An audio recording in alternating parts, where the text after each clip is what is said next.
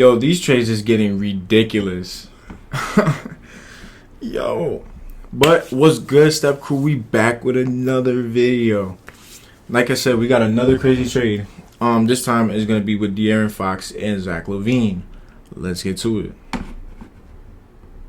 The NBA has another massive trade, and while it is not what is going on right now? now? To the Lakers, the Spurs getting De'Aaron Fox to team up with Victor Wembanyama. We living in some crazy times. Like, what are these trades, bro? And there are 3 concrete reasons why I am confident you are going to agree with me. We are going to focus mainly on the Spurs and slightly hit the Kings and Bulls at the end of this video. Before we get into the I ain't gonna lie, I really like this trade. Full trade details. I really feel like De'Aaron Fox and J-Mac. The Kings are. I really feel like the Spurs won this trade, bro. You got somebody that's young and dominant with the basketball, and can help a little bit with Wembanyama. Because let's be for real, Chris Paul, bro, he's in his dog years. And why does the light keep turning off, bro?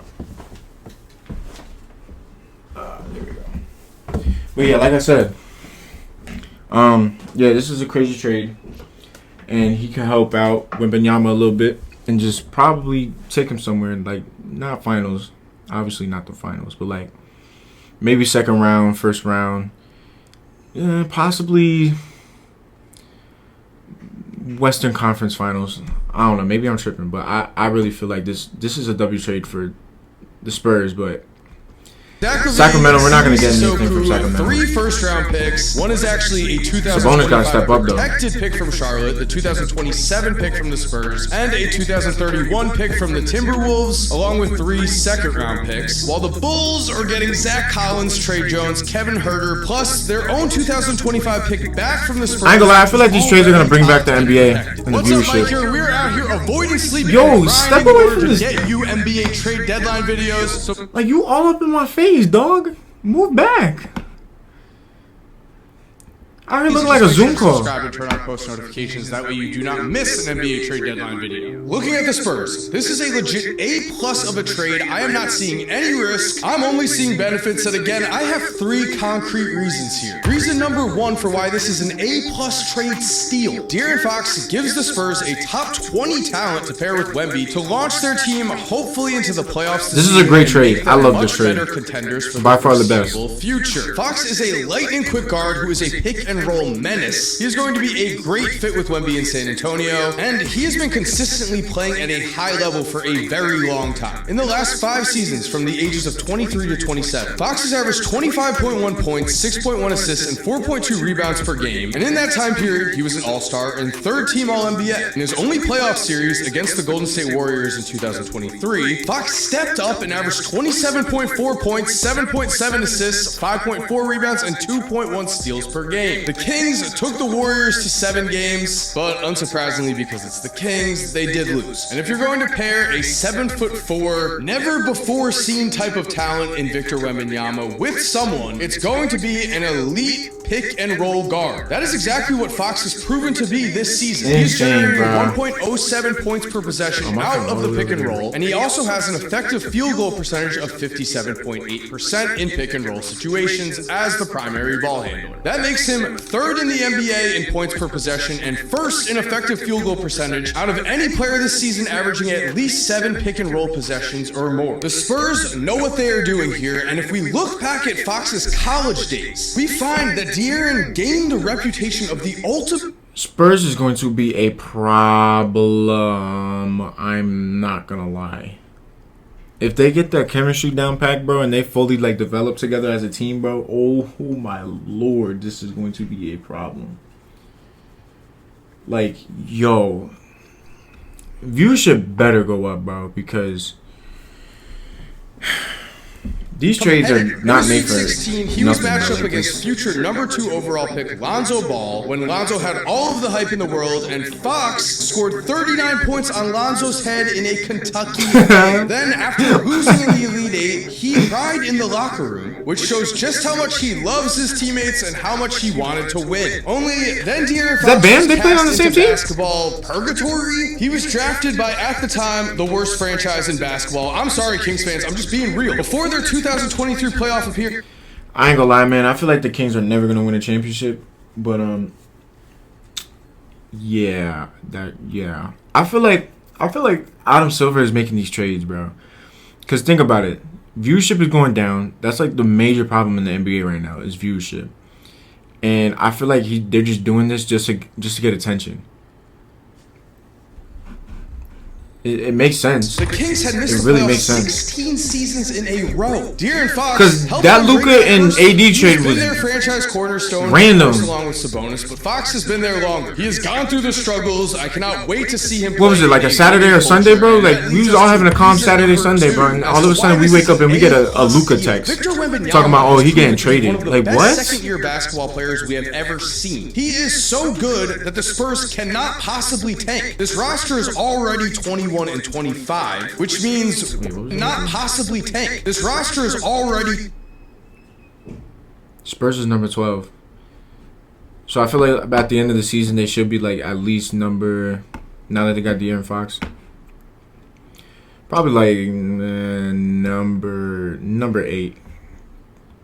21 and 25, which means why would they not pull the trigger, get an all-star type of talent, and immediately try to get Wemby playoff reps? As a rookie, Victor Wembanyama finished second in the Defensive Player of the Year race. In year 2, he's averaging 24.6 points, 10.9 rebounds, 3.7 assists, and 4 blocks per game, as he is also 7th in the NBA in PER, 6th in VORP, 4th in box score plus minus, and is the easy favorite to win Defensive Player of the Year. He is a first-time All-Star. He is only getting better. There's an argument he is the best young defensive player we have ever seen. And now he is an all-star who is in his prime to pair up with. Old man Chris Paul has been fun to watch. Prime Chris Paul would have been elite. De'Aaron Fox is not Chris Paul in his prime, but he is an awesome basketball player. He just turned 27 years old, which means he only just entered his prime, and as a player, this has to be one of the best career moves we have ever seen. His prime is going to be spent playing with Wemby as Wemby grows into a better and better player, and what's more, the Spurs gave up almost nothing in order to get a legitimate second. I really like this trade. Like this is actually dope. For sure is that driving to the rim, Fox is one of the best players in the NBA. Like this is great. I'm not even a Spurs fan, but this is like 54.5%. I'm happy for them, bro. Like for real. The only criticism about Fox's game is that he is not a knockdown three-point shooter. Victor Wembanyama shoots from the logo as a center. Fox has plenty of pluses in his game. I don't think that would be a problem. Not really worried about his jump shooting. I'm sure that the Spurs are going to be able to fill out their roster surrounding Fox and Wemby. Nah, what? Hold on. Nah. Which leads us to our he got blocked and still poked that thing through the hoop, bro. Three-point shooter. Victor Wembanyama shoots from the logo as a center. Fox has plenty of pluses in his game to make me not really worried about his jump shooting. Look at this. I'm sure that the Spurs are going to be able to fill he got out poked. roster surrounding Fox and Wemby with elite defenders and elite shooters. Which leads us to our third and final reason why this is an A-plus home run. And that is, this is somehow a zero-risk move if we're being honest. When De'Aaron Fox demanded a trade, he said he specifically wanted to go to the Spurs, meaning unless something massive changes in the upcoming years, he is going to re-sign there. The Spurs don't have to worry about that. The Spurs also don't have to wait. He said that? Specifically wanted to. His preferred landing spot is the San Antonio Spurs. It could be an interesting couple of days in I didn't know that. To the Spurs, meaning unless something massive changes in the upcoming years, he is going to re-sign there. The Spurs don't have to worry about that. The Spurs also don't have to worry about watching any of their assets suddenly explode on different teams because what did they even give up here? Essentially nothing is the answer. In order to get De'Aaron Fox, the Spurs gave the Bulls back their own pick. That pick was top 10 protected. All the Bulls needed to do was tank away this season and they would have gotten it anyway. Did I mention the Bulls are currently 9th in the draft lottery as it stands right now? But Chicago was not willing to risk losing this pick. Okay, that is to the Spurs' benefit. San Antonio also gave up the 2025 Charlotte Hornets first-round pick to the Kings, which looks valuable except, oh wait, that pick is top 14 protected. It becomes 2 second-round picks if that protection hits. The Hornets are 12 and 34. They currently have the 4th pick. So what the Spurs really gave up here to get a top 20 player in the NBA, and even if you argue top 20, top 30, in order to get an extremely high-level guard, is really they gave up their own. Bro, like to be honest, man, the key point of like winning a championship right now is basically, build up your young team. Don't get these old heads that are getting ready to retire and think about like, thinking about vacations and stuff like that after the retirement and stuff. Like, bro, you got these young bulls that are like hungry for it, bro. Like, I love it, but it's like at the same time, like, yo, I ain't gonna lie, this is crazy, bro. This was definitely like such a smart trade, bro. This is what all the teams should be doing. Focus on the young players, bro. Focus on what you could get, from the rookies and people that only been there for 3 years. Just focus on the young bulls, bro. Because that's really what, like, they hungry for it, man. Which should be in the high 20s if everything goes according to plan and they win at the level that they want to be winning at. And a wild card 2031 Minnesota pick. If Anthony Edwards is still on the team in 2031, probably not going to be a lottery pick, but that is a wild card. I cannot overstate how incredible this trade is for the Spurs, as they are currently holding tons of assets that could have been traded. They own the Hawks 2025 first round pick. The Hawks are 10th in the draft lottery right now. Didn't have to give it up. They also have a pick swap with the Hawks in 2026 and own the Hawks 2027 pick. San Antonio was also able to keep their young core. Devin Vassell, Jeremy Sohan, Stephon Castle. They even kept Julian Champagny, who has been a great role player and has an extremely cheap contract. He is averaging 10.7 points per game, makes 2.4 threes a night, and has a team option for only $3 million in 2027. Will all of these guys be core players when the Spurs make a real push for a championship? Maybe, maybe not. What we definitely know here is that all of these players currently have good trade value. The Hawks picks have good trade value. And that means that even if the Spurs don't find a perfect fit among I don't know why it came to my mind, bro, but they really need to do something with Trae Young, bro. It's either trade. Me personally, if I'm Trae Young, bro, I'm asking for a trade. Or I'm waiting until free agency and landing wherever, bro. Like, Atlanta is not doing anything for him.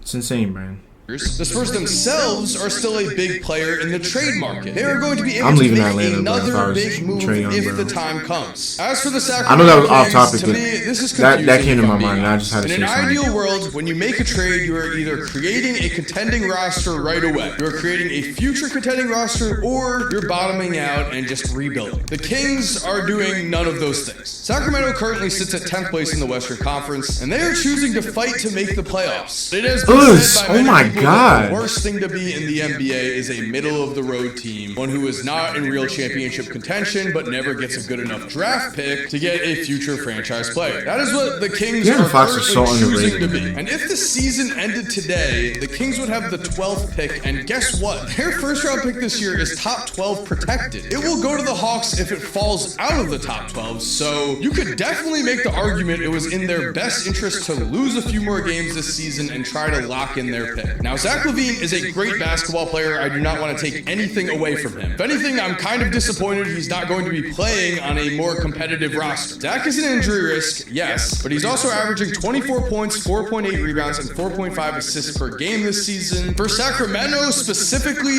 this is just a weird decision. And while Fox's contract expires after the 2026 season, LaVine has a player option for the 2027 season. So if he wants to, he can easily opt out. If I were the Kings, I'd have wanted young talent if I was going to make this move. But often, ownership wants to keep competing for a playoff spot to keep selling tickets. I'm telling you, man, the young Bulls is where it's at, bro. This video, this is very simple. The Bulls front office has been absolutely terrible in recent years, and the current roster had absolutely zero chance of competing. And so the Bulls are bottoming out on purpose. At least they are doing that. Chicago wanted to trade LaVine in the summer to give them credit, but they were unable to because no one wanted it. In fact, it was said that the Bulls would have needed to give up picks just in order to get rid of LaVine's contract. So now, after winning a bit too many games to get great odds at a real top pick in the 2025 draft, the Bulls have called it and will probably trade the rest of their veterans as well. So there we have it. Thank you for watching. I hope you enjoyed today's video. If you are new to the channel, make sure to subscribe and turn. I mean, there's really nothing to talk about this trade. I just really like the trade. I really feel like this is a good move for the Spurs. And possibly Sacramento, bro. Now that he explained everything from detail, I really feel like, Sacramento could have, they could work something around with Zach LaVine. But it's, like I said, it's just all about injuries, man. It's the young Bulls, bro. Because these GMs need to target the young bulls, man. You got players that are getting ready to retire. Like I said, you know, think about their families and stuff. You know, give the young bulls what they want, man. But anyway, that's gonna do it for this video, man. Make sure y'all like, make sure y'all subscribe, and I'll catch y'all in the next one, Step Crew.